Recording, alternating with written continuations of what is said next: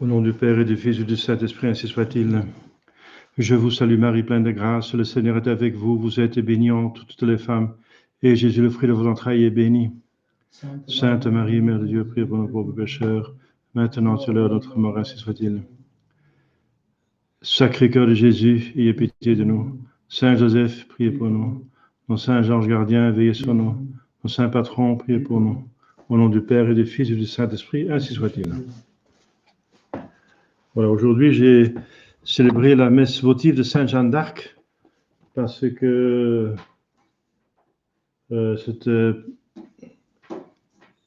bien sûr, il y a eu la Pentecôte et des fêtes, et voilà. Moi, je veux bien honorer cette grande sainte, n'est-ce pas, qui, pour nos amis français, et bien sûr, chaque saint et chaque sainte est une sainte de toute l'Église. On continue avec les sources de grâce. On était aux dévotions, des dévotions. On a vu les pèlerinages, les funérailles, les processions, l'exercice de piété le plus important. On était arrivé à l'exposition du Très Saint Sacrement. Justement, j'en ai parlé au sermon parce que le sermon avait comme sujet l'évangile du jour, du dimanche dernier, c'est le banquet céleste. Et ce banquet céleste, c'est en premier lieu, Jésus désigne par cela, bien sûr, le Très Saint Sacrement. Alors, il y a des expositions solennelles du Très Saint Sacrement. Il y a les expositions qu'on fait pendant 40 heures pour la réparation des péchés commis par le carnaval au début du carême. Pour des religieuses et pour des paroisses ferventes, on fait des expositions aux grandes fêtes. Et surtout le dimanche et l'après-midi, on peut faire l'exposition Un salut, n'est-ce pas? Un salut combiné éventuellement avec les vêpres. Il y a une exposition du Très Saint Sacrement prévue par la liturgie le jeudi saint. Le samedi saint, c'est plutôt dans les pays de l'Est. C'est pas connu dans l'Ouest. Spirago parle donc le catéchisme parle de l'exposition le samedi saint, mais c'est plutôt pour le pays. La Pologne, j'ai vu ça en Pologne et en Lituanie, parce que le samedi saint, c'est la commémoration de la mort de notre Seigneur Jésus-Christ, dont le cœur est dans le tombeau et la divinité est descendue au limbe des patriarches. Et la divinité de Dieu, de Jésus-Christ, est restée liée à son corps et à son âme. Et donc, bien sûr, ce corps se trouve dans le tombeau. Donc, dans l'Ouest, on met l'emphase sur le fait qu'il n'est plus accessible, qu'il est dans le tombeau. Et c'est la dernière station pénible de la Sainte Vierge qui doit pas seulement recevoir ce corps meurtri, mais encore, elle doit encore s'en séparer pour le mettre dans le tombeau. Heureusement, elle est consolée par la foi et l'espérance de sa résurrection. Mais puisque les saintes femmes allaient chercher à vénérer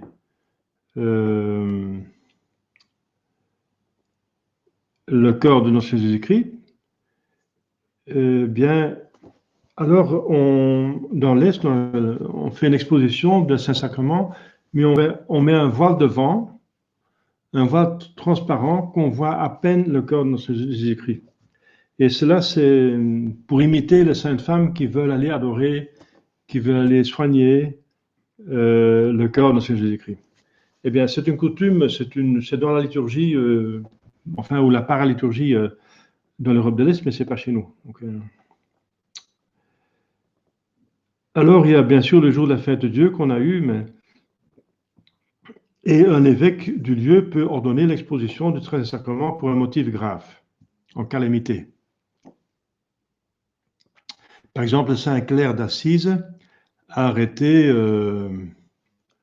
une invasion dans l'Italie en portant, par inspiration divine, parce que normalement une femme ne peut pas faire ça, mais elle a porté l'ostensoir avec l'hostie devant l'ennemi qui s'est en allé. Mais j'ai fait donc aussi une conférence sur le fait que aujourd'hui c'est difficile, cette dévotion, n'est-ce pas? Bien sûr, elle continue à avoir lieu le jeudi saint, mais et on peut faire des saluts de ce sacrement. Je ne le fais pas pour les émissions parce que une messe, dans une émission d'une messe, ça va, parce que la messe est offerte pour toutes les personnes, présents et absents. Donc une messe, si vous suivez une messe par Internet, c'est tout à fait possible, parce que justement, elle est offerte aussi pour vous. La même chose pour une conférence, comme celle-ci maintenant, c'est tout à fait faisable de la suivre à distance. Mais une adoration du 13e sacrement, là, c'est très difficile pour mettre ça sur Internet, parce que tout simplement, les personnes ne sont pas là, et donc l'exposition est faite pour les gens qui sont présents physiquement. On ne fait pas une exposition pour le monde entier, n'est-ce pas? Une messe, oui. Une bénédiction, on peut le faire de loin. Il y a des choses qu'on peut faire à distance, mais il y a des choses qu'on ne fait pas à distance. Donc une exposition de ces sacrements, c'est pour les gens qui sont présents. Alors je peux pas, c'est un peu difficile pour mettre sur Internet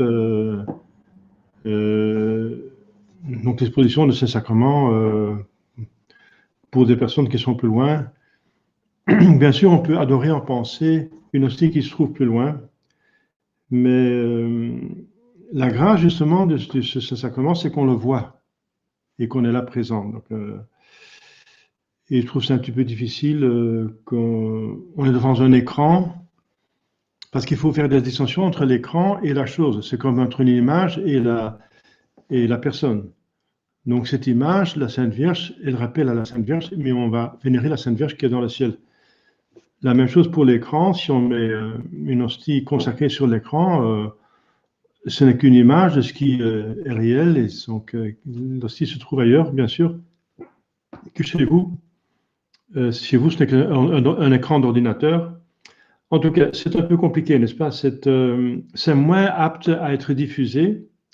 Et surtout, il y a parfois des gens qui se branchent qu'on ne connaît pas.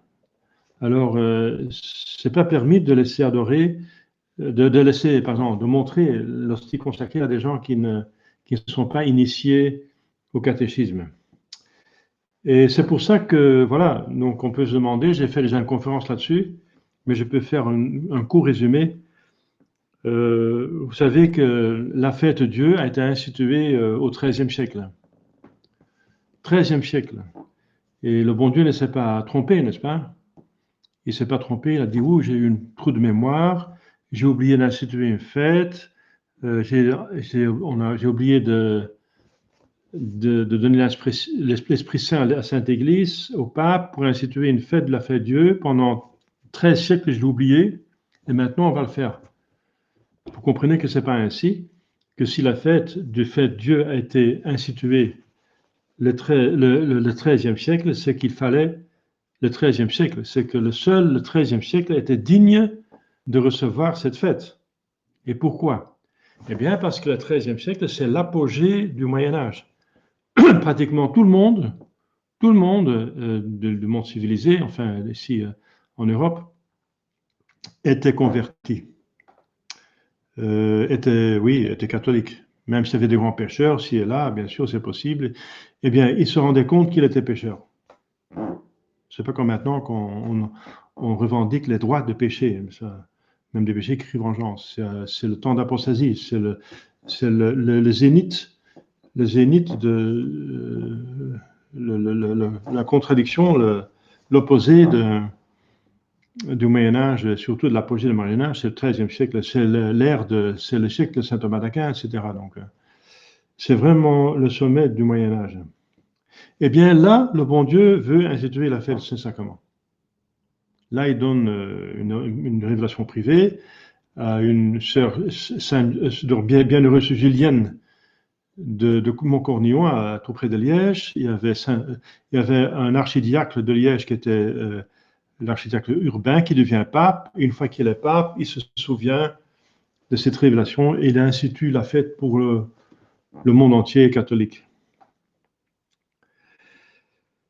Alors, deuxième point, c'est que dans la messe des premiers siècles, on interdisait aux catéchumènes d'assister à la partie sacrificielle. Donc, les catéchumènes, ça veut dire les convertis qui se préparaient au baptême, pouvaient seulement assister à la première partie de la messe, ça veut dire la partie de la parole.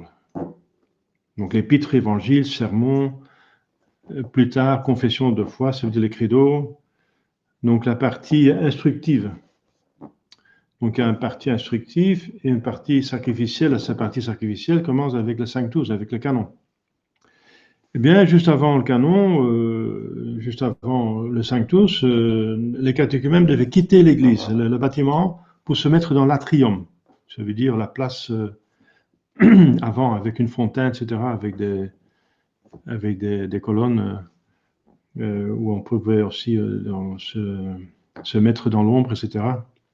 Mais qu'on continue à prier. Ils ne pouvaient pas assister. Pourquoi pas? Parce que, justement, réfléchissez par vous-même. S'ils assistent et ils n'ont pas encore assisté au catéchisme sur le Saint-Mystère, eh bien, ils ne savent pas ce qui se passe.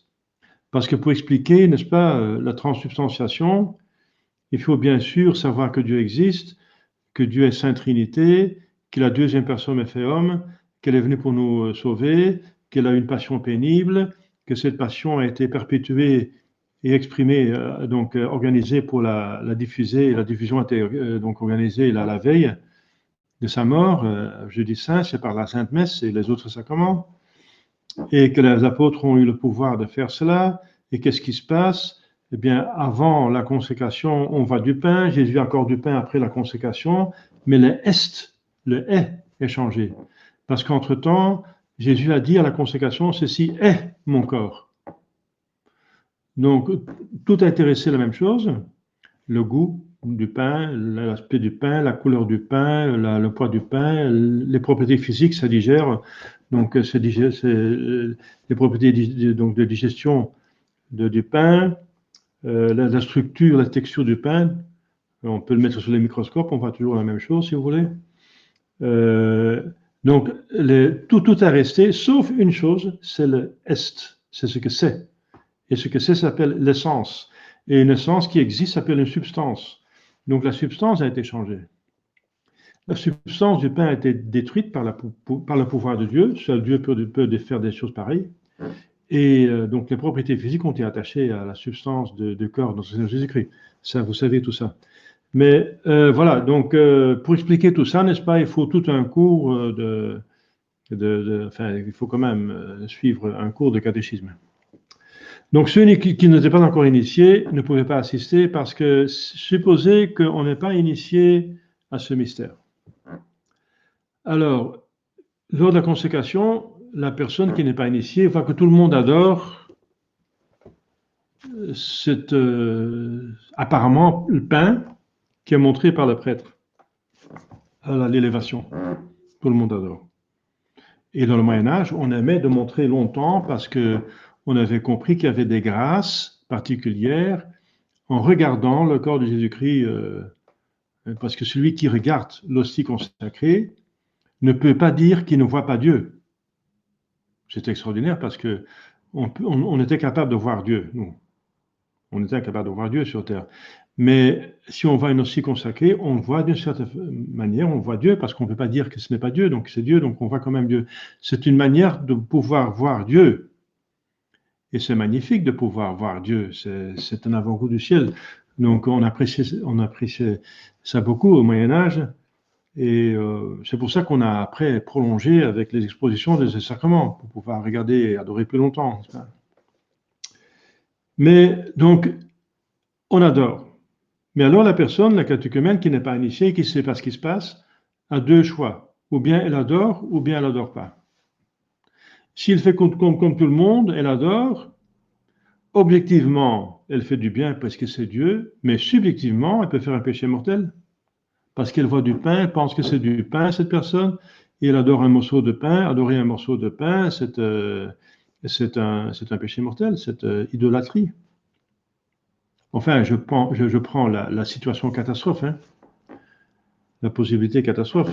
Dans le cas où cette personne ne adore pas, parce qu'elle refuse d'adorer un morceau de pain, alors subjectivement, elle est en ordre parce qu'elle ne veut pas adorer un morceau de pain, ce qu'elle pense être du pain, mais objectivement, elle est irrévérence, elle est dans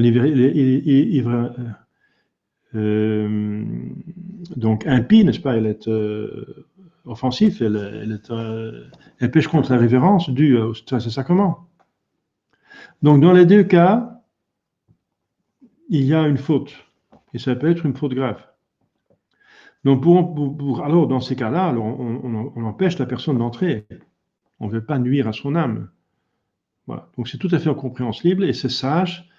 L'Église ne se trompe pas de ne pas admettre les catéchumènes dans la partie sacrificielle de la messe. Pourquoi c'est tombé en désuétude chez nous? Eh bien parce qu'on est passé par la chrétienté, où tout le monde était chrétien, et que les enfants, tout le monde qui assistait, finalement, il était initié, parce que les enfants, dès le début, ils sont là, les enfants sont là, et les mères donnent le catéchisme dès le début, ils expliquent dès le début, donc les enfants le savent dès le début, donc voilà, donc il n'y a pas de problème. Mais le problème apparaît maintenant qu'on retourne à la case de début, n'est-ce pas? Ça veut dire apostasie, on est nouveau dans la même situation, surtout après 60 ans de manque de pape et de bons prêtres. Eh bien, la foi de notre transubstantiation a diminué jusqu'à 60 à 40% dans l'accès conciliaire dans les années 70, 80, 90, donc 90, etc. Il y avait encore donc 40 à 60 personnes, même de prêtres, qui ne croyaient plus dans la transubstantiation. Et maintenant, après l'année 1970, donc 70, où le sacrement d'ordre a été changé dans un nouveau ordo qui est invalide ou bien suspect, donc être considéré comme invalide. Parce que les sacrements qui ont un doute sérieux, il faut les considérer comme invalides, nous enseigne l'Église. Alors, dans ce cas-là, la plupart des prêtres n'ont plus le pouvoir de changer l'ossie. Donc, il n'y a plus effectivement de transsubstantiation. Donc, comment faire donc, ils ne croient plus dans la transsubstantiation et à un certain moment, ils ont même raison de ne plus y croire parce que leurs prêtres n'ont plus le pouvoir de consacrer puisque ce sont des prêtres nouveaux ordres. Donc, dans une situation pareille, n'est-ce pas, organiser une fête Dieu avec une procession, n'est-ce pas, dans les rues. Parce que c'est ça le fait Dieu. C'est que c'est en XIIIe siècle que tout le monde était croyant, c'est manifester que le Christ est Dieu partout, pas seulement dans l'Église, mais en dehors de l'Église, de toute la cité, du monde entier et de l'univers. Et alors, si tout allait bien, il explique ici dans le petit texte que dans les quatre coins de la ville ou du village, on mettait un exposoir, donc un hôtel exposoir, un hôtel de repos. Donc on pouvait donner une bénédiction au peuple. Donc c'était les quatre coins, le nord, le sud, l'ouest, l'ouest, pour montrer la totalité de toute la région. Parce que si on prend les créatures par quatre points, on les prend totalement. Ça, c'est un principe. Il y a les quatre coins du monde, il y a les quatre temps, hein, les quatre saisons, il y a les quatre éléments, hein, la terre, l'eau, l'air et le feu. Donc 4, c'est le nombre de la créature. C'est pour ça que symboliquement, quand on fait 4 fois la bénédiction, dans le nord, dans le sud, l'ouest, ça veut dire qu'on a tout béni, partout. Donc ça, c'est symboliquement, ça veut dire partout.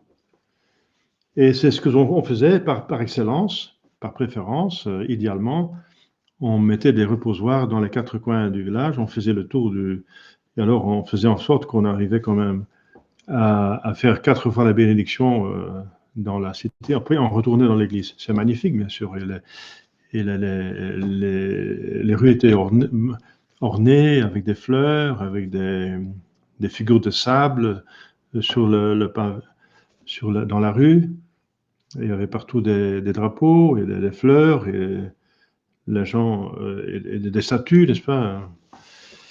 Donc c'était magnifique, voilà. Et c'est ça. Donc la fête de Dieu est faite pour donner l'honneur public à notre Seigneur Jésus-Christ. L'honneur public, ça c'est le but.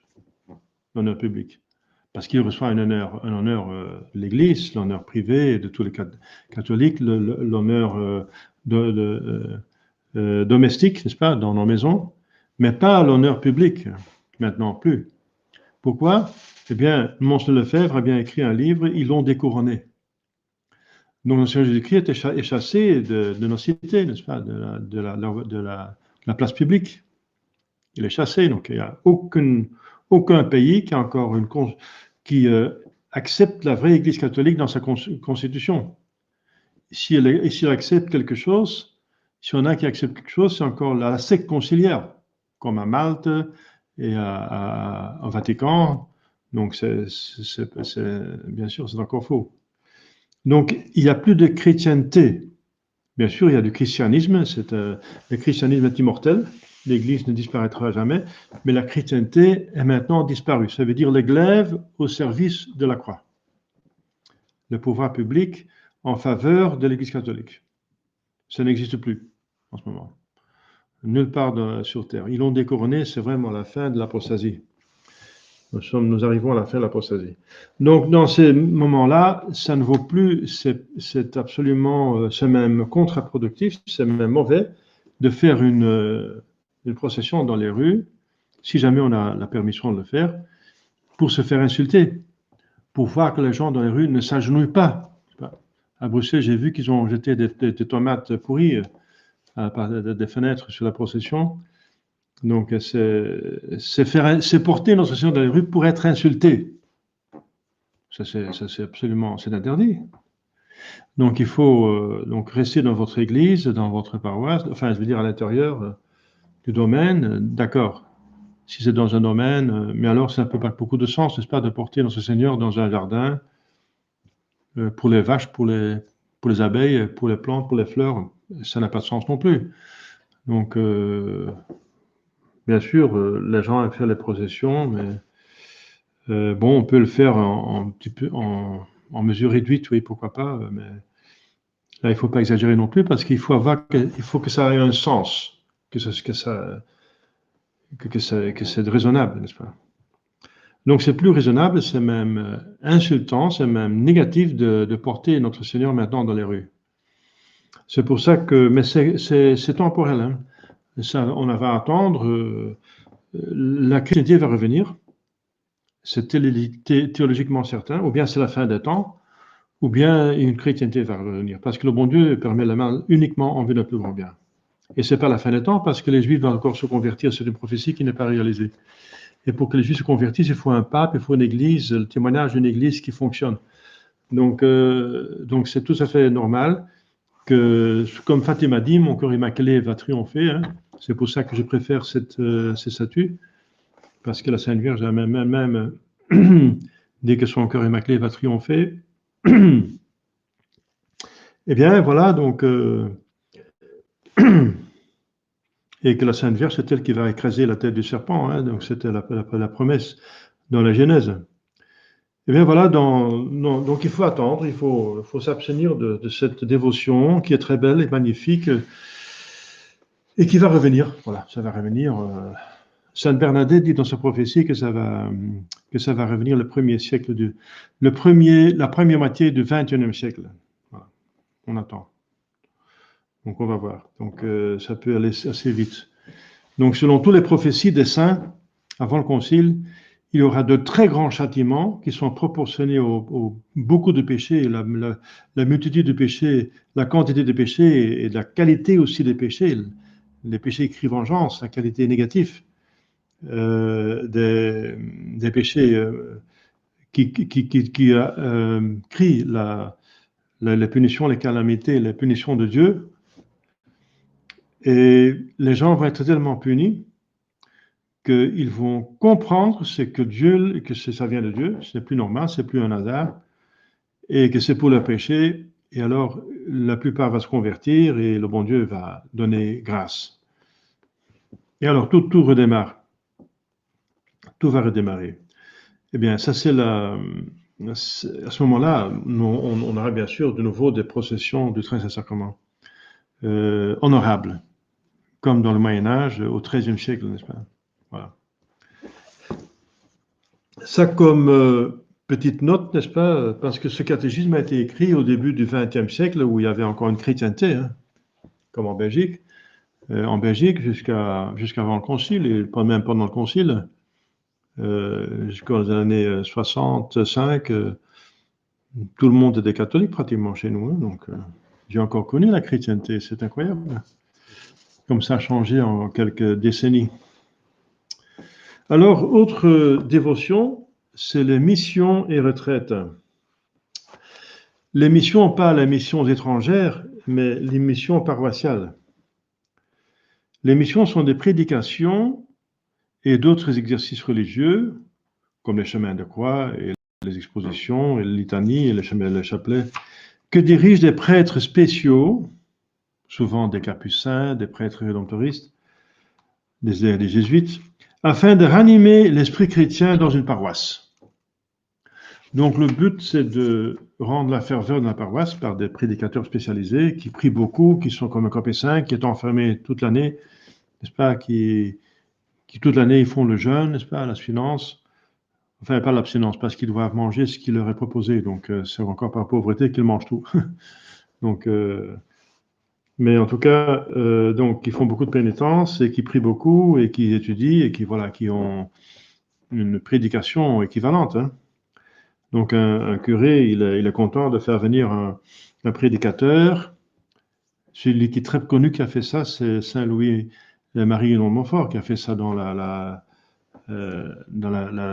pays de la Vendée, la Bretagne, et la Normandie et l'Anjou. Alors, pour donc rendre la ferveur et aussi pour ramener des personnes qui sont tombées dans l'apostasie, enfin, pas tellement dans l'apostasie peut-être, mais quand même dans la non-pratique, qu'on laissait tomber la pratique catholique. Et il y avait des heures, donc c'était toute une semaine ou plusieurs semaines. Normalement, c'était une semaine. Et c'était surtout l'avant-midi pour les femmes et le soir pour les hommes quand ils revenaient du travail. Parce que les hommes travaillaient le jour. Les femmes étaient à l'époque encore à domicile, comme il faut, pour l'éducation des enfants, n'est-ce pas? L'œuvre la plus importante, c'est s'occuper des hommes.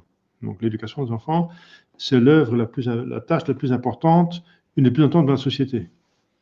Et le diable a réussi à rendre ça le plus vil, n'est-ce pas? La femme au foyer, c'est comme une tâche vile. Non, c'est plus noble que celle de l'homme qui s'occupe des affaires, des fabriques, des usines, etc. Et la femme s'occupe des hommes, des âmes, des enfants. Elle fait des hommes, n'est-ce pas? Alors, qui est la tâche la noble? Voilà. Donc, les femmes étaient à domicile pour telle mère, telle société, voilà. Est à domicile, et il y avait des prédications avant midi pour les femmes et pour les hommes quand ils revenaient du travail le soir, pendant une semaine. Ce sont les missions de prédication et les retraites. Eh bien, les missions, on les a essayé de les faire il y a un succès assez réduit. Surtout les missions, par exemple, il y a encore des missions des Dominicains qui allaient prêcher dans les grandes places. Hein. Ils prennent un tonneau, se mettent dessus avec un haut-parleur et puis ils commencent à prêcher. Il faut encore la permission de la mairie pour le faire. Bon, c'est un peu de succès parce qu'il y a trop de distance, n'est-ce pas? On est dans le temps d'apostasie, donc les gens ne sont pas ouverts à cela. Donc ils sont trop loin, éloignés pour que ça. C'est presque jeter les perles pour les porcs, hein, pour les pourceaux. J'ai déjà dit, ne jetez pas les perles pour les pourceaux. Ça veut dire ne donnez pas des belles vérités pour des gens que vous avez en avance qui ne vont pas l'accepter. C'est causer des péchés, n'est-ce pas? Parce qu'en refusant cette grâce, ils pêchent. Donc c'est pas bien non plus. C'est contre-productif. Alors, les retraites, c'est possible. C'est pour des personnes qui veulent bien, qui sont disposées. Eh bien, comme vous savez, les prêtres de la tradition prêchent des retraites. Moi, je pouvais organiser des retraites dans des auberges de jeunesse, prêcher ici à Alost, et vous mettez dans une auberge de jeunesse, c'est 17 € par nuit, jusqu'à 20 € par nuit, c'est encore payable. On se débrouille pour la cuisine. Dans les auberges de jeunesse, on peut faire la cuisine aussi, n'est-ce pas? On fait un horaire qui est acceptable, jusqu'à ce que le nouvel centre de messe Rongy est prêt avec des couchettes pour loger des personnes dans la grange, pour faire des petites couchettes, des petites chambres à coucher pour les personnes. C'est pour arranger la grange. Donc personnellement, on va attendre Rongy, mais ça peut durer, je sais pas, 1 an. Il faut encore des finances pour faire ces couchettes, parce que l'habitation et la chapelle, la priorité, bien sûr. Donc, mais entre-temps, on peut organiser des retraites ici à Alost, ou même à Rongy, quand je suis installé là, mais avec des personnes qui passent la nuit dans un gîte ou dans une auberge de jeunesse qui est moins chère. Alors, j'ai abandonné le projet de loger les personnes ici dans l'abbaye d'Affligem, parce qu'ils vous obligent pratiquement de prier avec eux. Prier avec des hérétiques, c'est interdit, mais c'est pas, finalement, c'est pas bien. Ou sinon, il faut loger là, mais ne pas m'en prendre le repas avec eux. Ça, c'est possible aussi. De loger à Affligem, dans l'abbaye, parce que c'est pas trop cher et c'est pas très loin, c'est très bien, c'est dans le calme et tout ce que vous voulez, il y a tout ce qu'il faut. Mais le problème, c'est que ce sont encore des pères modernistes qui sont là, encore quelques personnes très âgées. Mais faire ça à la cuisine soi-même, ça c'est possible aussi. On nous prend entre Affligem et donc les retraites, donc les prêches, les conférences se font ici dans mon domicile, ici à moi, avec la Père Chapelle pour la messe. Donc on peut trouver une solution pour les retraites. Donc dites-moi quand vous êtes disponible pour des retraites. Donc c'est une semaine, normalement de lundi midi à samedi midi. Il y a plusieurs retraites possibles. La retraite des retraites, c'est la retraite Saint-Ignace, et qui remonte à la Sainte Vierge qui l'a dicté à Saint-Ignace quand il était dans la grotte de Manrese. Mais il y a d'autres retraites, hein, il y a des retraites thématiques, comme on dit, sur un thème. Par exemple, la crise de l'Église ou la famille, des familles qui veulent suivre une retraite pour approfondir leur esprit chrétien familial. J'ai prêché des retraites carmélites, parce que j'étais carme, très peu, mais je connais toute la spiritualité de Saint Jean de la Croix. J'ai lu toutes ses œuvres, de Sainte Thérèse d'Avila, de Sainte Thérèse de Lisieux, du frère Laurent, etc. Donc, la bienheureuse Élisabeth de la Sainte Trinité. Je connais ça à fond, cette spiritualité. C'est finalement ma spiritualité, c'est ma vocation. Finalement, je suis un moine carme qui n'a jamais eu la permission de réaliser sa vocation, n'est-ce pas? Monseigneur Felet, il a avoué, vous avez la vocation semi-contemplative, donc de carme, mais je vous interdis de l'exercer. Donc c'est comme un avortement, comme un père qui dit, vous avez la vie, mais je vous interdis de vivre. C'est un avortement spirituel, ça. Enfin, j'ai accepté ça comme une croix, Et bon, enfin, je suis capable de prêcher une retraite carmélitaine, hein, donc il n'y a pas de problème. J'ai prêché des retraites mariales. C'est toute la doctrine de Saint Marilon Montfort. C'est très bien et c'est une magnifique préparation à la consécration au cœur immaculé de Marie comme esclave d'amour, qui est la dévotion la plus haute à Marie, qui est la dévotion spirituelle. Donc il y a 3 degrés. Premier degré, c'est le degré que tout catholique doit avoir. Tout catholique est obligé de vénérer la Sainte Vierge. Deuxième degré, c'est une dévotion particulière. Par exemple, tous les jours les chapelets, la litanie, faire des pèlerinages de la Sainte Vierge, les 5 samedis du mois, etc. Et le troisième, qui est le plus haut, c'est tout faire par an pour par Marie. Par an, pour et en Marie. Voilà. C'est décrit dans le traité de dévotion parfaite par Saint Louis de Montfort et dans son autre livre Le secret de Marie et dans le chapitre L'arbre de vie. C'est expliqué 3 fois. Mais c'est à développer parce que c'est la dévotion la plus haute et c'est une dévotion une des plus fortes dont on a besoin. C'est de Marie. Et de plus qu'on est uni à Marie, de plus qu'elle a dit elle-même, Saint Louis le dit lui-même, au nom de la Sainte Vierge, que de plus qu'on est uni à Marie, on est dévot, on est voué à la Sainte Vierge, de plus qu'on est capable de voir les ruses du démon et de force pour les détruire, les neutraliser. Et aller à Dieu par Jésus, c'est bon, c'est nécessaire, c'est inévitable, mais aller à Jésus et à Dieu par Marie, aller à Jésus et à Marie, c'est aller à Jésus plus parfaitement et avec moins d'efforts. C'est la voie plus facile et plus parfaite. Voilà. Donc cette retraite de mariale vous développe cette doctrine et vous donne aussi des dévotions pour l'approfondir et pour la vivre. Une retraite, c'est nécessaire. Hein. C'est comme l'entretien d'une voiture. Il ne suffit pas de l'aller à la pompe et à chaque fois prendre de l'essence ou du diesel, mais il faut un entretien de temps en temps. Eh bien, pour notre âme, c'est la même chose, n'est-ce pas? On a besoin d'un entretien plus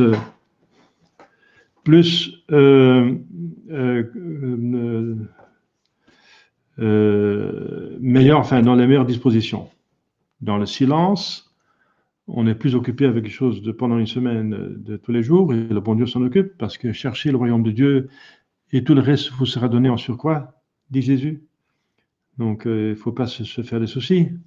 Le diable va essayer de mettre des bâtons dans les roues, de dire non, il y a ceci, c'est ça, je dois prendre soin de mon chat, mon chien, j'ai ceci, c'est cela, je ne peux pas laisser la maison toute seule, il y a des cambriolages dans les environs.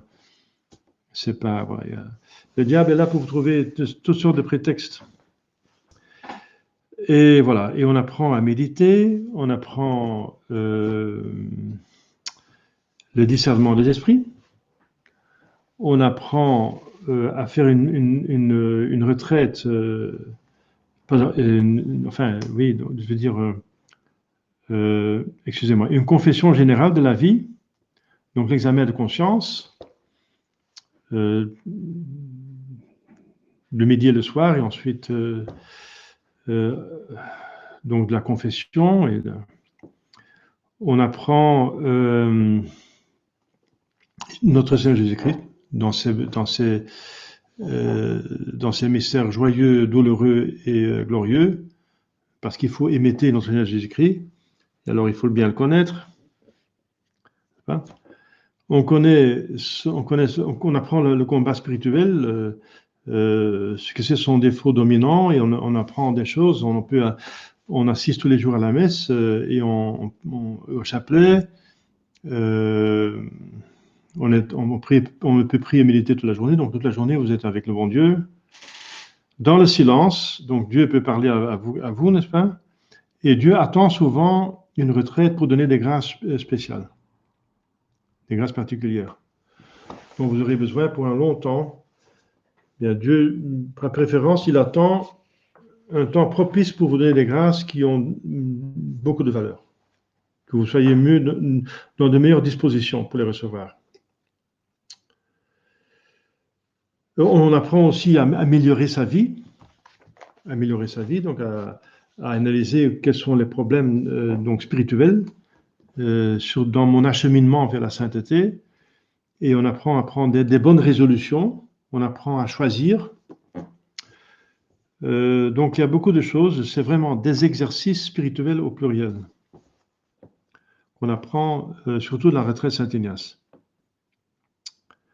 Alors il y a d'autres dévotions comme les congrès catholiques.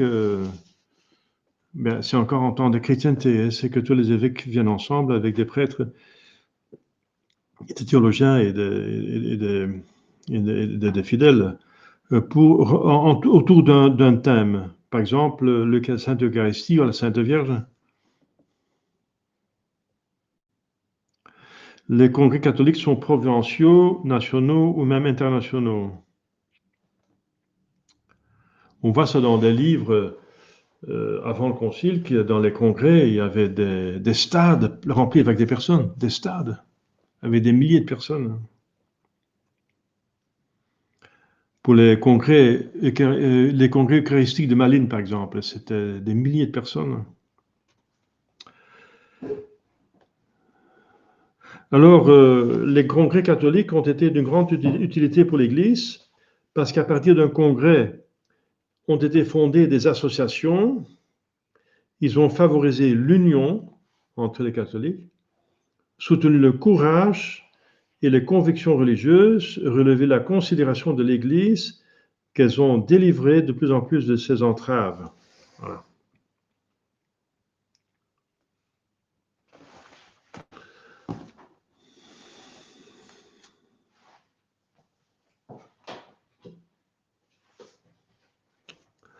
Alors, ensuite, les mystères de la Passion. C'est quoi les mystères de la Passion? C'est une représentation des souffrances de notre Seigneur Jésus-Christ et les événements importants de la Bible en tableau vivant. Eh bien, par exemple, le plus connu, c'est Oberammergau. C'est souvent avec des processions, comme à Bruges, la procession du précieux sang. C'est pour vénérer les souffrances de Jésus-Christ autour de son précieux sang, qu'il a versé son précieux sang. Les mystères de Marie, les processions mariales. En Belgique, on a la procession de Tongres, la procession de Hasselt, la procession Answeg de Malines, autour d'une sainte, comme la procession de Sainte Godelieve. Mais les mystères en soi, c'est donc les mystères de la Passion. Donc il s'agit surtout de l'Ancien Jésus-Christ.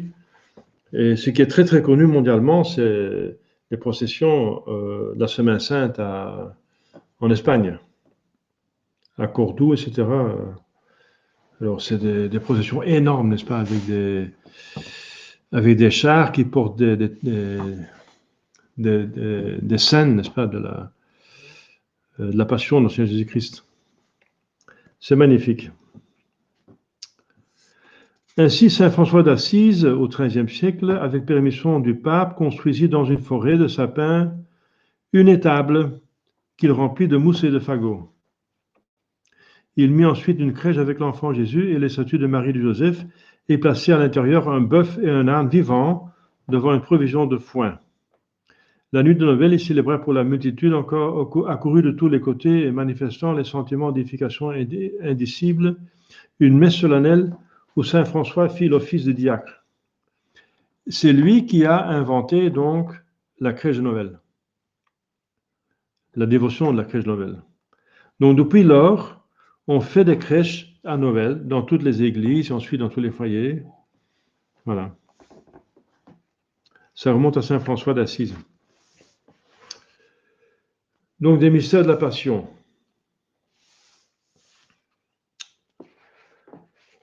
Ensuite, les associations religieuses. l'Église travaille au salut des hommes par les associations religieuses. Les associations religieuses sont des réunions volontaires. Donc, ce n'est pas obligatoire. Volontaires de fidèles qui ont pour but de travailler à leur propre salut ou à celui du prochain. Donc, les associations religieuses ont un but semblable à celui des associations laïques. C'est quoi un laïc? Eh bien, un laïc, c'est un baptisé qui n'est pas clair. Donc, c'est encore... je dois toujours rire avec la France républicaine, n'est-ce pas, qui préconise la laïcité. Eh bien, si tout le monde doit préconiser la laïcité, ça veut dire que tout le monde doit être baptisé. Parce que la définition d'un laïc, c'est un catholique baptisé qui n'est pas clair. C'est ça un laïc. Sinon, on parle d'un païen. Ce qu'ils veulent dire, c'est paganisation, le paganisme. C'est ça qu'ils veulent. Mais ils utilisent le nom laïcisme, la laïcité. Bien, donc même le français, quand il se fâche contre l'Église, il reste encore catholique. Il est tellement profondément catholique, le français, n'est-ce pas, que quand il veut être anticatholique, il est encore catholique sans s'en rendre compte. Il préconise la laïcité comme si ça détruit l'Église. Ah non, ça constitue l'Église, les laïcs. Hein? Il y a les laïcs. Dans l'Église, il y a les laïcs et les clercs. Voilà. Bon, c'est entre parenthèses. Donc, les associations laïques comme des sociétés... Donc ici, c'est laïque dans le sens, donc oui, laïque, pourquoi pas, ça veut dire non-prêtre. Société, donc, mais pas religieuse forcément. Donc, une association laïque cherche à développer son propre bien et le bien public terrestre. Les associations religieuses travaillent en première ligne au salut éternel de leurs membres et à celui du prochain. Mais beaucoup se proposent en outre le bien terrestre de leurs membres. Donc, ils se divisent en associations de prière, les confréries, et en sociétés catholiques de secours. Les confréries ont surtout pour but les exercices de piété. Les sociétés de secours cherchent à venir en aide au prochain dans ses besoins spirituels et temporels. Les associations religieuses sont comme telles sous la direction de l'évêque du lieu et se soumettent cependant aux lois de l'État sur les associations, parce que c'est inévitable.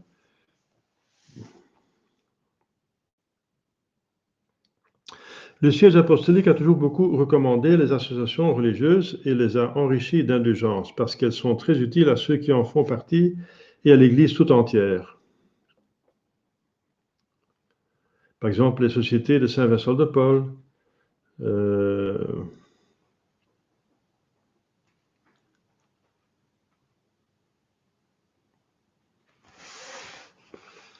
oui.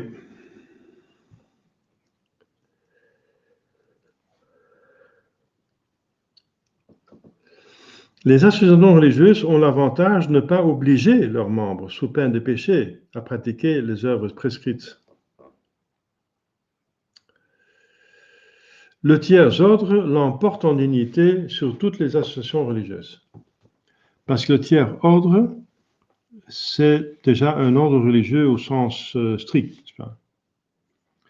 Il y a l'ordre religieux pour... le premier ordre, c'est pour les hommes qui font des vœux d'obéissance, de célibat et pauvreté. Les 3 vœux.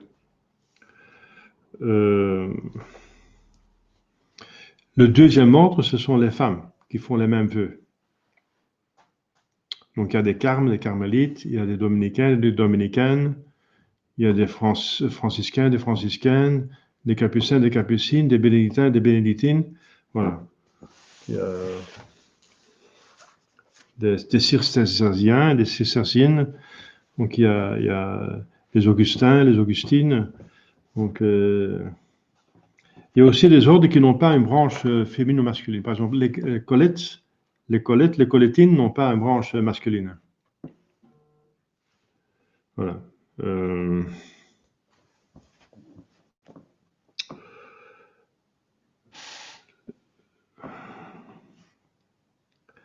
Et alors, le tiers ordre, c'est donc des laïcs, oui, ou des catholiques, les laïcs, qui veulent bien, qui ont la vocation d'être mariés, de se marier, mais qui veulent autant que possible quand même vivre une vie religieuse.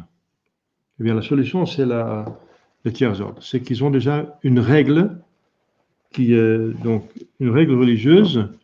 Ils ne font pas, bien sûr, le vœu de célibat, parce que la plupart sont mariés, sauf un vœu en privé. S'il y en a quelqu'un qui veut pas, qui fait, par exemple, le vœu de vierge dans le monde, alors il fait le vœu aussi de célibat, bien sûr, ou elle.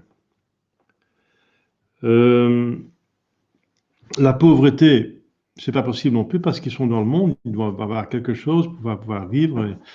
Donc, les religieuses vivent par exemple, les bénédictins, ils possèdent en communauté, mais pas individuellement. Mais c'est pas possible quand vous êtes un laïc, surtout pas tout seul ou une petite famille. Alors, il vaut bien posséder des choses, mais alors on pratique donc la pauvreté, l'esprit de pauvreté le plus possible. On essaie d'éviter le luxe. Et l'obéissance, oui, à une règle. Donc, il doit recevoir une règle. Et ça donne l'avantage le mérite de l'obéissance. Donc, faire même l'exercice de piété, par exemple, assister le plus possible à la messe, dire tous les jours le chapelet, de lire une page de la Bible, de lire une page dans le catéchisme, de lire un livre donc, de piété, de faire une partie du bréviaire, par exemple, le petit office de la Sainte Vierge, ou bien et méditer, voilà. Méditer un quart d'heure au moins, donc tous les jours, et tous les 2 semaines se confesser, et tous les années ou tous les 2 ans se faire une retraite. Eh bien, c'est une règle dans ce sens-là, une règle qu'ils sont capables de suivre. Eh bien, ça donne les avantages de l'obéissance. Ces mêmes exercices de piété qui sont faits sans promesse ont moins de valeur s'ils sont faits sous promesse. C'est ça l'avantage du vœu. Si on fait un vœu et on fait la bonne œuvre promise, alors on a en plus de le mérite de l'œuvre, on a le mérite de l'obéissance. Donc le premier tiers ordre a été institué apparemment par saint François d'Assise pour les fidèles dans le monde, afin que, tout en restant dans le monde, ils puissent, en suivant certaines règles, arriver facilement et promptement à la sainteté. Donc la vie religieuse, les premiers ordres, les deuxièmes ordres, les ordres ne sont pas la perfection, mais ce sont des moyens puissants pour la perfection. La perfection, elle consiste dans l'amour de Dieu. Donc on peut aimer le bon Dieu comme mère de famille et comme laïc dans le monde, hein, bien sûr. Il y a des saints comme ça, n'est-ce pas? Même la Sainte Vierge Marie et Joseph ont vécu dans le monde de cette façon. Ils n'ont pas été dans un couvent. Donc on peut se sanctifier par là. Donc la perfection, c'est l'amour de Dieu. Mais ce tiers ordre, pour les laïcs, c'est un moyen puissant pour vous aider à arriver à cet amour de Dieu. Et le tiers ordre de Saint François a été promu dans le XIXe siècle comme le contrependant, donc le contrepoids à la franc-maçonnerie, qui était une société secrète diabolique, et qu'en contrepoids, le pape avait dit, voilà, donc la trésor de Saint François d'Assise. Parce que la franc-maçonnerie cherchait les richesses, le pouvoir, l'orgueil. Et Saint François cherche justement l'esprit de pauvreté, l'humilité et les humiliations et l'humilité. Et à partir de l'humilité, toutes les vertus, la sainteté. Avec l'orgueil viennent tous les maux, n'est-ce pas, spirituels, et avec l'humilité viennent tous les biens. Donc ce sont deux voies opposées. Dans les retraites Saint-Ignace, on apprend ça dans la méditation des étendards. Le tiers-ordre se distingue des autres confréries en ce que ses membres portent un vêtement religieux et sont dirigés par un supérieur de l'ordre. Donc un vêtement religieux. Bon, pas pendant la semaine comme ça, mais pendant les processions, à la messe. Maintenant, c'est tombé en désuétude, mais c'est très bien qu'il porte un vêtement religieux. C'est parce que ça fait un petit peu de la publicité pour d'autres personnes pour se joindre. Ils se rendent visibles pour des personnes de bonne volonté. Le tiers-ordre se distingue des autres ordres en ce que ses membres ne sont pas tenus à suivre les conseils évangéliques, comme je viens de dire, comme le premier et le deuxième ordre, mais seulement les commandements et ne sont astreints sous aucun péché à suivre les règles de l'ordre. Donc il n'y a pas de péché si vous manquez à la règle, comme tertiaire. Mais si vous êtes dans le premier ou deuxième ordre, on peut pécher mortellement, n'est-ce pas, en ne tenant pas la règle. Parce que Thérèse Avila, par exemple, elle était trop dans le parloir, elle a vu en vision, elle a une vision où elle a vu sa place dans l'enfer que le diable avait préparé pour elle. Et qu'est-ce qui était sa faute? Elle était trop dans le parloir. Pour nous, c'est pas très grave, mais vous voyez, puisqu'elle a fait des vœux, alors, ouais. Heureusement qu'elle s'est convertie, hein, donc cette vision de l'enfer l'a beaucoup aidé même de ne plus pécher. Les membres du tiers-ordre participent à des grâces plus grandes que ceux des autres confréries, parce qu'ils participent aux grâces des premiers et du deuxième ordre. Les personnes de très haut rang et de grands saints ont été membres du tiers-ordre. Le plus connu, c'était Saint Louis, roi de France, qui était tiers-ordre de Saint François. Rodulphe de Habsbourg, avec 20 membres de la famille impériale d'Habsbourg, Saint Ferdinand, roi d'Espagne, Léopold d'Autriche, hein, même des papes ont été membres du tiers-ordre avant de devenir pape, Pie IX, Léon XIII, pape Pie X. Hein. Il y a 130 têtes couronnées qui étaient membres du tiers-ordre. Alors, les confréries et les associations les plus répandues. On parle avant le concile. D'accord. Nous, on peut y rêver en ce moment de ça, pour surtout ceux qui ont une vie publique. Mais je vous conseille le tiers-ordre. Le tiers-ordre est possible, ça c'est très bien. Ça c'est tout à fait possible et voilà. Il y a plusieurs tiers-ordres qu'on propose. Le tiers-ordre de la Fraternité Saint-Pédis, par Mons Lefebvre, qui est une règle facile. Et ensuite, on a bien sûr celle de Saint-François d'Assise, de Saint-François, et on a celle du Carmel.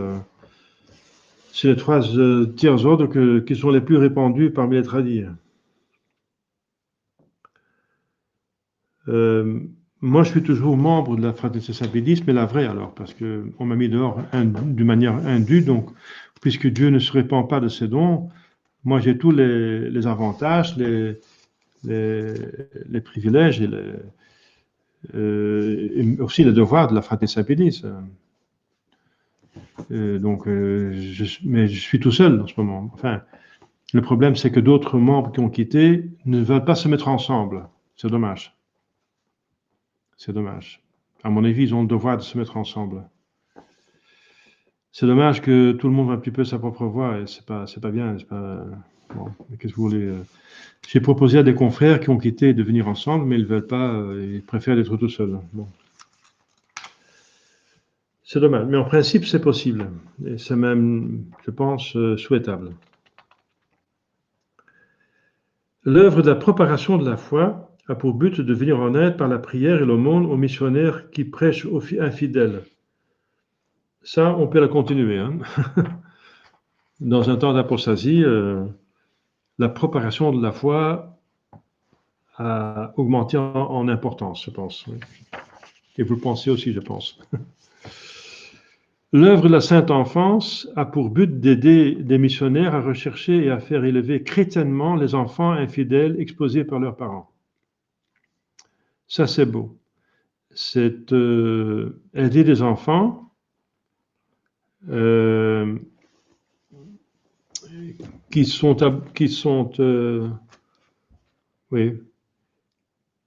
finalement chrétiens,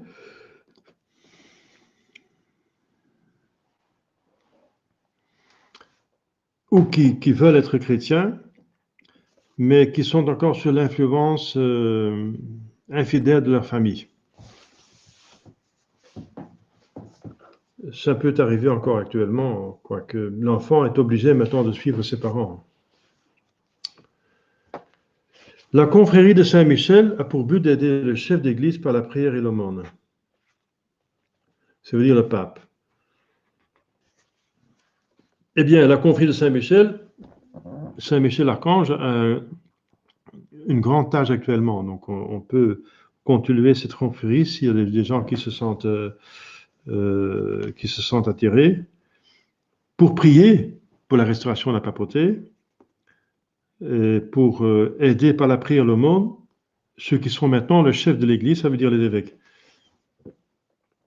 qui sont les chefs à l'intérim. En remplaçant Rome, c'est nos évêques qui ont gardé la foi, qui suppléent pour Rome. Eh bien, ils ont besoin des prières, plus que jamais. Alors, les confréries de Saint-Sacrement ont pour but d'adorer Jésus-Christ dans la Sainte Eucharistie. Bien, elles peuvent encore exister, puisque, voilà, c'est très bien d'avoir des adorateurs dans les paroisses, dans les chapelles, devant le tabernacle. C'est magnifique, hein? C'est très bien, et c'est très riche en grâce. Alors, on peut faire de temps en temps des expositions de ces sacrements. Hein. Même, j'ai connu une chapelle où on faisait l'exposition tous les jours. Mais il y avait aussi tous les jours des gens qui adoraient. La confrérie du Sacré-Cœur a pour but d'honorer le cœur de Jésus pour participer aux grandes grâces que le Sauveur a promises. Donc, ils doivent réciter chaque jour un pater avec credo, avec l'invocation « Au cœur de Jésus, faites que je vous aime de plus en plus ». Voilà. Alors, ils sont appelés à 9 premiers vendredis de célébrer avec une dévotion particulière le Sacré-Cœur et surtout la fête du Sacré-Cœur. Maintenant, ce sera dans quelques jours. Hein, on est à quelques jours d'éloigner la fête du Sacré-Cœur, qui est une source de grâce, hein, le Sacré-Cœur.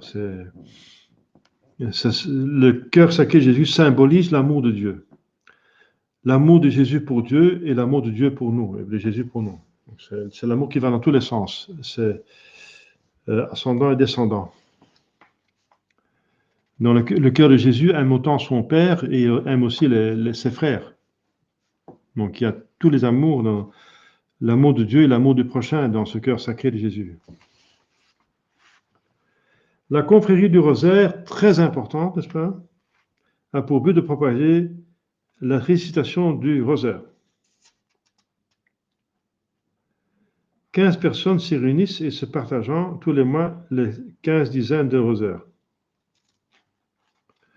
Puisque la Sainte Vierge a apparu entre-temps de plus en plus pour y demander de prier le chapelet, et on voit autour de les nécessités, n'est-ce pas, qui ont accru, il y a beaucoup de gens maintenant qui prient beaucoup plus que ça. Eh bien, c'est par les prières des fidèles et par le sacrifice que beaucoup de châtiments ont été abolis ou bien retardés. Parce que le troisième siècle de Fatima avait prédit une guerre mondiale à la fin du XXe siècle. Ce n'est pas arrivé, mais il y a des millions de personnes qui ont prié. C'est le troisième siècle de Fatima, selon la révélation qui a été faite par... le Padre Pio a désigné Don Luigi Villa, qui a parlé avec un cardinal, qui a lu le troisième secret. Donc c'est comme ça qu'on sait ce qu'il y a dedans.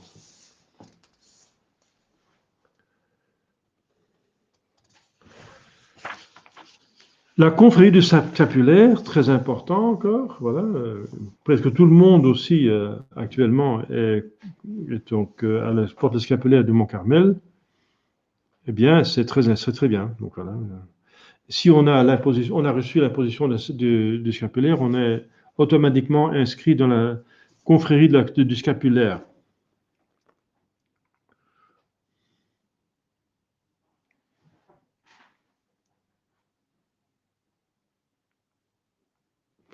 Donc il faudrait peut-être, si on a la possibilité, n'est-ce pas, on pourrait approfondir cette spiritualité en organisant des récollections, par exemple. Des récollections. C'est par les récollections qu'on entretient les confréries. Ça veut dire on vient ensemble pour prier, étudier, pour entendre une conférence par l'aumônier et organiser des activités. Alors les sociétés de secours, la société surtout de Saint-Vincent de Paul, qui a presque justement empêché enfin Saint-Vincent de Paul lui-même qui a fait beaucoup de bien autour de la Révolution française, eh bien c'était développé dans une société de Saint-Vincent de Paul pour les laïcs, a pour but de rechercher les indigents de toutes sortes et de leur procurer les secours spirituels et corporels. Donc le but ce n'est pas tout simplement d'aider leurs besoins corporels, mais comme notre Seigneur Jésus-Christ lui-même a fait, il a guéri les malades pour augmenter leur foi, pour augmenter leur vie spirituelle. C'est ça le but. Le but, c'est l'âme. Le but, c'est le ciel. Donc, si on donne des avantages temporels, bien sûr, si quelqu'un a faim, et on va d'abord lui donner à manger, avant de lui parler de l'évangile, mais on va lui donner de manger, mais on ne va pas s'arrêter là. On va aller plus loin. Donc, le but, c'est de quand même les amener au ciel. Donc, le but de cette association, c'est procurer des secours spirituels et corporels. Et si c'est corporel, c'est dans le but du spirituel.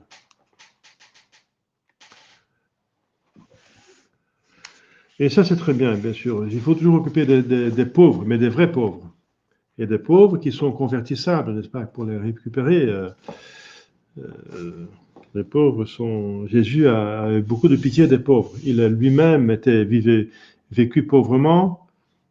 Et voilà, il a inspiré Saint François d'Assise de vivre aussi comme un poverello, le poverello, hein, en italien. Bon, on a passé l'heure, hein, n'est-ce pas? Ce chapitre est terminé. Il y a des suppléments de apologétique.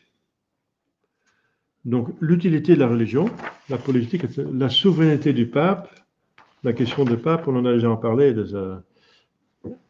parce que c'est très particulier maintenant, par l'absence du pape, on a bien approfondi la chose. Les différentes sectes religieuses, il y a plusieurs associations qui se disent être catholiques et chrétiens. Alors. Et ensuite, les autres, pour connaître un petit peu ce que c'est, n'est-ce pas, tout ça. Qu'est-ce que c'est le bouddhisme, la religion juive, les schismatiques orientaux, les protestants, anglicans, l'islam. Ensuite, la tolérance religieuse. Parce que ça, c'était un cheval de Troie lors du concile.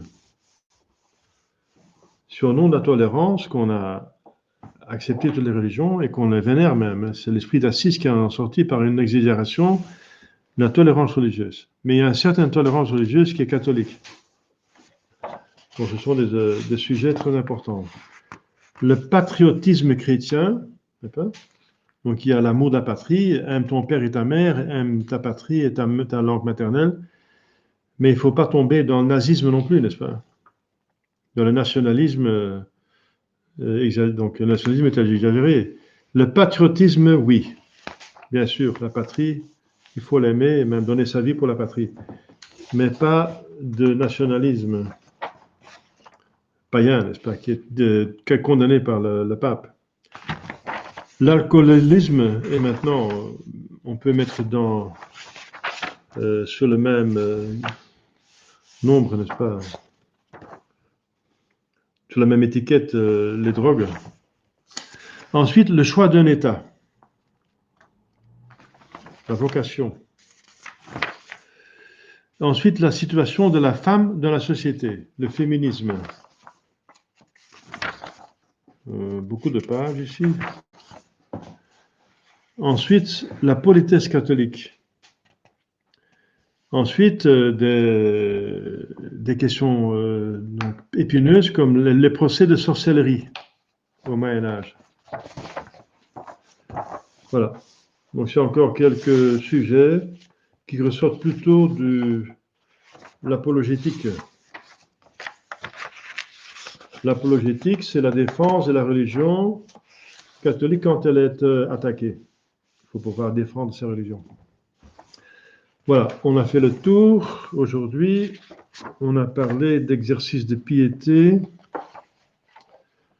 l'exposition du 13 sacrements, donc, qui est encore possible à l'intérieur de l'Église, mais les processions ne sont plus souhaitables, au contraire, sont à prescrire autant d'apostasie, n'est-ce pas? Pour prévenir des blasphèmes et des irrévérences. Ensuite, les missions paroissiales, les retraites, alors d'autres activités qu'on peut faire. Il y en a qu'on peut faire maintenant, il y en a qu'on ne peut plus faire. Comme les congrès catholiques, ça va être très, très limité, sauf si les évêques, tous les évêques, la tradition, décident de venir ensemble pour faire un congrès catholique. Ça, c'est bien. Ça serait bien, mais ils ne le font pas malheureusement. Les mystères de la Passion, pourquoi pas, hein. À Veurne, en Belgique, il y a encore une procession de pénitence où on se cache le visage pour ne pas montrer qui on est, parce que Jésus dit, si vous faites une bonne œuvre, que votre main gauche ne sache pas que fait votre main droite. Donc il ne faut pas faire pour être vu, m'as-tu vu, n'est-ce pas? Donc ils couvrent leur visage, ils portent une bure, un vêtement très rude, et ils portent une croix dans les rues de Veurne. C'est très bien, n'est-ce pas? C'est une procession de pénitence. La Sainte Vierge a dit, priez et faites pénitence. Donc moi, je suis tout à fait partant pour de telles processions. Pas des processions de Saint-Sacrement, mais des processions de saints, comme la Sainte Vierge, Saint Joseph, qui font encore des miracles, parce que les gens sont encore sensibles aux miracles. À Lourdes, il y a toujours des miracles, la Sainte Vierge, donc, et la Sainte Vierge a toujours encore un crédit parmi la population. Les processions donc, de pénitence, oui. Donc ça, bien, ça c'est possible, n'est-ce pas? Des processions pareilles, ça c'est bien. Les associations religieuses, oui. Le meilleur apostolat, c'est d'aider le prêtre dans son apostolat, dit l'Église. Donc, et on en a besoin vraiment. Si on est d'officiers, on a besoin de soldats autour de nous. Alors, si on est à plusieurs, on est beaucoup plus puissant pour faire des choses intéressantes. Donc, les associations religieuses, si des gens se sont appelés pour commencer une association ou de se vouer, moi je suis d'accord pour les aider. Surtout les tiers ordres. Il y a une personne qui est tiers ordre de Saint-François, donc il y a d'autres personnes qui sont intéressées. Moi je connais le tiers ordre du Carmel, etc. Il existe dans la tradition le trésor de Saint-Dominique, le trésor de Saint-Pédis. Voilà. Et si c'est trop, n'est-ce pas, la règle, en tout cas, ce que vous pouvez faire, c'est rédiger une règle qui est à votre portée. Et montrez-moi cela, et si le prêtre donne son aval, vous êtes encore sur l'ébullition et ça porte des grâces. Alors, il y a les confréries, n'est-ce pas, les plus répandues, Sainte-Enfance, Saint-Michel, Propagation de la foi. Eh bien, Saint-Sacrement, oui, à l'intérieur, adorer à l'intérieur, Sacré-Cœur, le rosaire, eh bien, c'est toujours du scapulaire, c'est toujours d'actualité. Hein. Et les sociétés de secours sont importantes pour apporter des membres. Ça a deux avantages. J'étais en Lituanie pour fonder un prieuré et il y avait beaucoup de pauvres là. C'est la première fois que je voyais des personnes et c'était des blancs qui sont à l'ouest, ils sont riches normalement, ils sont quand même tout le monde a son argent. Et bien là, l'autre côté du rideau de fer, enfin anciennement, j'ai vu des gens qui mangeaient des poubelles. Alors ça, je ne supportais pas, n'est-ce pas? J'ai pris la décision de faire une confrérie pour les pauvres, mais je n'ai pas le temps de développer parce que mon Lefebvre m'avait mis ailleurs. Mais j'avais une femme qui était déjà expérimentée là-dedans, et il y a certainement des bienfaiteurs qui voulaient nous aider. Et comme ça, on aide des pauvres en même temps. Ils sont invités à se convertir et vous tapez une bonne renommée dans la société. Ça a plein d'avantages. Vous allez à l'encontre d'un besoin très grave. Et notre Seigneur Jésus-Christ va nous juger là-dessus. J'avais faim et vous m'avez donné à manger. Ensuite, vous donnez l'occasion à eux de se convertir plus facilement, comme Saint Amand. Les premières conversions qu'il a faites, ce sont des esclaves qu'il a libérés, qu'il a payés leur liberté. Alors, comme reconnaissance, ils sont restés avec lui, ils se sont devenus beaucoup. Bien sûr, il faut la vocation. Il y en avait qui avaient la vocation, qui sont devenus frères chez lui, et même, je suppose, prêtres, donc en tout cas, au début, frères. Et ensuite, ce qui est important aussi, que dans la société, vous donnez une bonne renommée, que vous faites des bonnes œuvres, que vous occupez des pauvres, ça vous rend sympathique. Hein? Donc c'est important tout ça, n'est-ce pas? Est-ce qu'il y a des questions là-dessus? Bien. Cette fois-ci, pas de questions. Là non plus, vous pouvez écrire en bas des messages. Pas de questions, oui. Oui, c'est assez clair. Oui, d'accord. Tant mieux. Voilà, à la fois prochaine, on va finir le cours la fois prochaine. Voilà. Au nom du Père et du Fils et du Saint-Esprit, ainsi soit-il. Je vous salue Marie, pleine de grâce, le Seigneur est avec vous. Vous êtes bénie entre toutes les femmes, et Jésus, le fruit de vos entrailles, est béni. Sainte Marie, Mère de Dieu, priez pour nous pauvres pécheurs, maintenant et à l'heure de notre mort, ainsi soit-il. Cœur sacré de Jésus, ayez pitié de nous. Saint Joseph, priez pour nous. Nos saints anges gardiens, veillez sur nous. Nos saints patrons, priez pour nous. Au nom du Père et du Fils et du Saint-Esprit, ainsi soit-il.